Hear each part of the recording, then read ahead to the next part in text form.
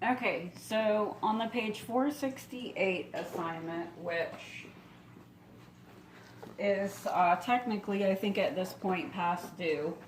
So I know some of you guys have already turned this in, but there were a couple questions, so I'm still going to go ahead, and for those of you who might still be a little confused, might still need a little help, maybe you're still working on it, let's talk about these two problems. It's important anyway, even if you have already done this assignment and turned it in, it's still important that you make sure that you know how to do these types of problems, because you're going to see it again at the end in a couple weeks as we get to the end of the year. You are going to have a little review assignment at the end that's going to include, again, these types of questions all over again. So very important that you know how to do these. Number 31, you have a picture of a rectangle. And it says, write and simplify an expression for the area of the rectangle. So here's your rectangle. I'm going to draw it kind of small just because I want to have plenty of room for my work. It's a rectangle, and the length is 5 plus radical 3. That's your length. And your width is 6 minus radical 3. This is number 31, by the way. I'm looking at 31. And the length and the width is 5 plus radical 3 by a 6 minus radical 3. And we want to write an expression for the area of the rectangle. Well, you have to remember that the area of a rectangle, you have a formula for that. It's a geometry formula, but it's the easiest one ever. It's just length times width. So to write an expression for this area of this rectangle, what we need to do is we need to multiply 5 plus radical 3 times 6 minus radical 3. So when you set it up, it's going to look like this. You want to multiply this times this. This is actually a FOIL problem. You're going to need to FOIL this out. So you're going to multiply first, outside, inside, and last. So you have 4 multiplications to do here. 5 times 6 is 30. That's your first times first. Your outside is going to be 5 times a negative radical 3. Well, when I taught this lesson, I told you if that confuses you, just remember there's an imaginary 1 in the front. So this is kind of like a 5 times negative 1, which is negative 5. And the radical 3 is going to tag along just like a variable would, just like that were in x. Then you want to go to your inside. So that's going to be a radical 3 times 6. Again, if you want, just think of this, there being like a 1 here. So that's like a 1 times 6, which is 6. And then the radical 3 is going to tag along, just like a variable again. And then do your last times last. So this is kind of like 1 times negative 1 is a negative 1. And then multiply the radicals together. Radical 3 times radical 3. You just multiply the numbers underneath. So that becomes a radical 9. And then you just simplify everything. So these two radicals right here are like radicals. They have the same root and the same radicand. So you can add them together by adding the coefficients and letting the variable tag along. So I'm going to bring down, let's bring down this 30 in the front. And I'm going to combine these because they're like. Add the coefficients. Negative 5 plus 6 is positive 1. And the radical 3 is going to tag along at the end. And then I have this minus 1 radical 9. Well, the radical 9, the square root of 9 is just 3. So this is really just a minus 1 times 3. You multiply the 1 and the 3 together. So let's keep simplifying here. This is really just a minus 3 here. So this is, then we can combine, then we can combine the 30 minus 3 to get 27. And then you can let this 1 in the front drop out. You don't need that. It can drop out and go away. And just bring over the plus radical 3. So you wind up with 27 plus radical 3 for number 31. Okay. Remember, don't try to combine the 27 and the radical 3 together because they're not like radicals. It's like they're not like terms, so they're not combinable. Okay, so that's 31. You're just multiplying length times width to get area. It becomes a FOIL when you set it up, FOIL it out, and simplify your answer. Now the other one that's been requested of me is 55. So let's take a look at that one.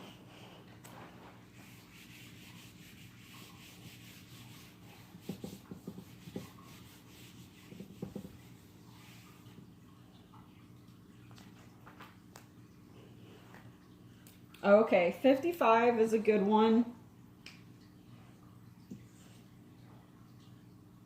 We have this fraction, 5 over 9 minus the square root of 6.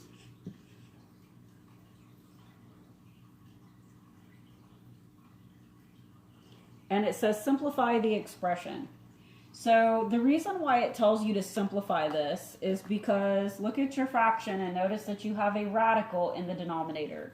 And one of the big things we've been talking about throughout this whole chapter is how you can't have radicals in the denominator of your fractions. You have to get rid of those radicals by rationalizing the denominator.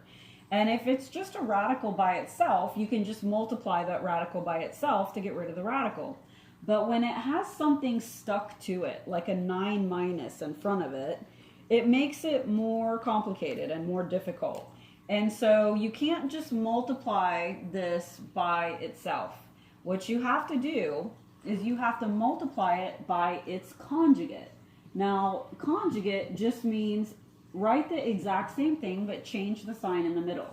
So if it's a 9 minus radical 6, its conjugate is going to be 9 plus radical 6.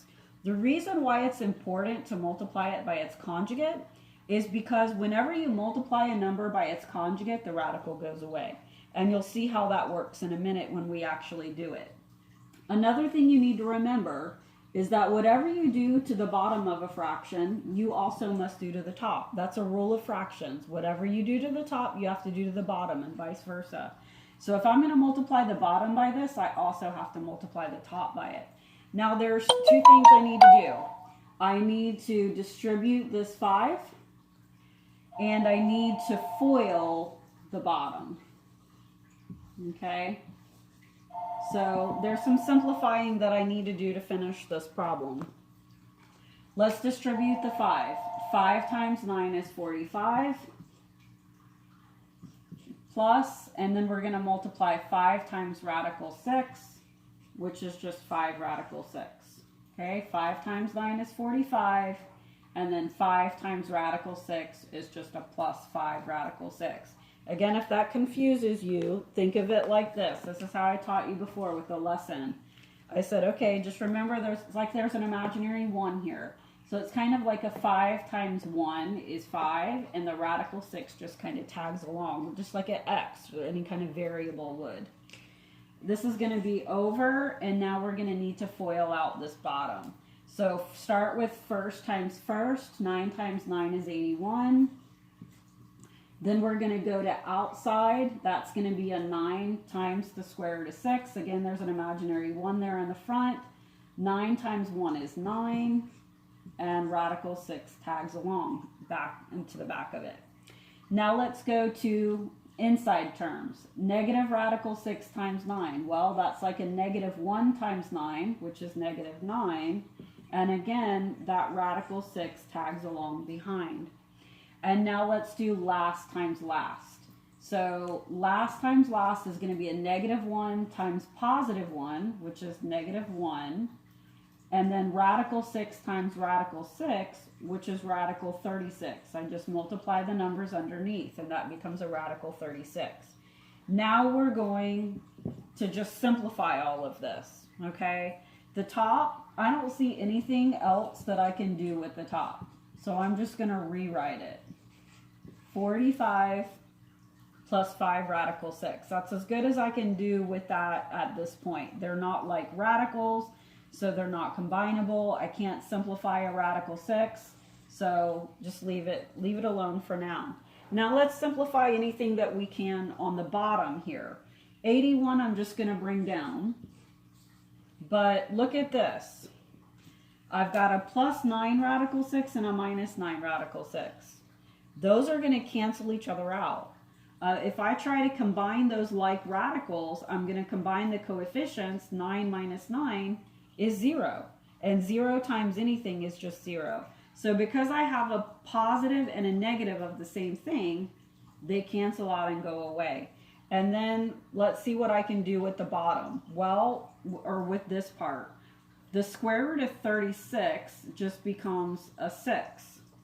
So this is really just negative 1 times 6, which is a negative 6 or a minus 6.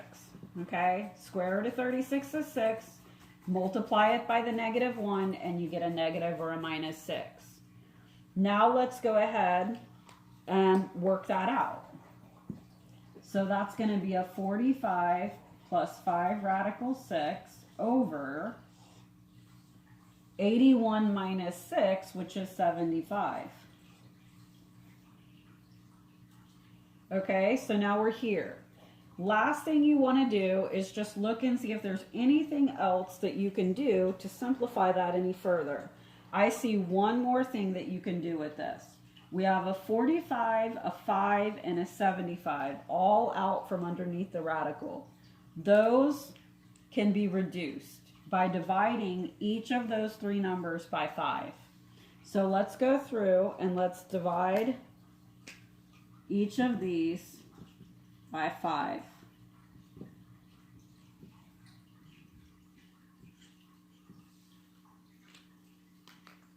So the 45 divided by 5 is going to become a 9, plus 5 divided by 5 becomes a 1, and the radical 6 comes down, over 75 divided by 5. If you don't know, you can punch that into your calculator really quick, and you get 15. Okay. The only other thing I see that you can do if you want to is you can drop this 1 in the front out, just like if it was a 1x, you would drop that 1 in front of the x out. You can do the same thing with radicals. So we can write it like this. 9 plus the square root of 6 over 15. Okay, good problem. Rationalizing a more difficult denominator. Definitely a kind of question you should know how to do. So even if you've already done this assignment and you've turned it in, if you were still a little confused about these types of questions, you have another example now.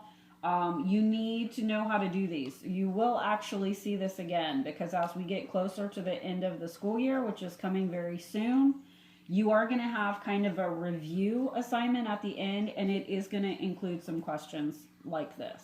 So hopefully you're watching this even if you've already turned in the assignment, if you still had some questions on it. Okay, I will talk to you again soon.